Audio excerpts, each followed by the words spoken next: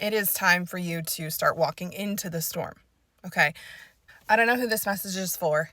God just laid this so on my heart. There are animals that when a winter storm hits and you watch them, they start walking into the storm and they choose a direction and they walk some more and they walk some more. And the reason that they do this, even when sometimes they're walking into the storm and the storm is getting worse, is because they know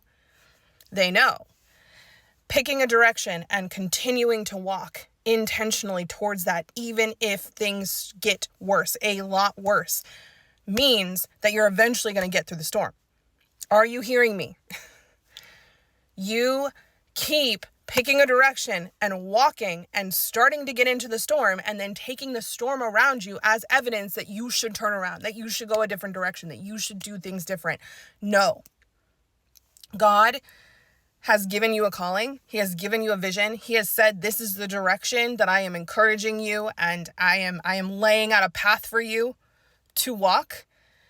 And I need you to not get distracted by the storm. I need you to understand that every time a snowflake falls or every time the temperature drops or every time you can't even see an inch in front of your face, that is not evidence that you are not walking in the right direction. That is evidence that you are continuing on no matter what.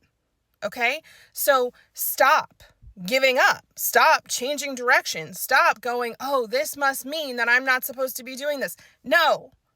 That right there, that voice, that is not God. That's the evil one trying to get you to get lost in the storm, to stop walking in the direction. Because if you even stop for a minute and you get a little disoriented, it's really tough to know that you're still walking in the same direction, especially if the storm's bad.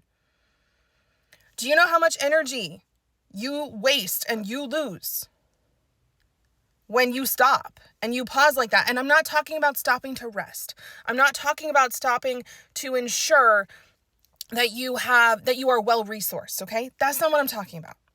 I am talking about the stopping to question. I am talking about the stopping to go, oh, am I, should I? Y'all, if you know you are headed in the direction that God has called you, there's no need to stop and question, okay? There's no need to stop and question. And I think that this gets the toughest when God's quiet. When God gets quiet in the storm and you take that as, well, he was talking to me before I got into the storm, so that must mean that no. If he hasn't given you specific direction to turn around, to make a different move, to change your course, to do things differently, then you're supposed to keep walking in the same direction.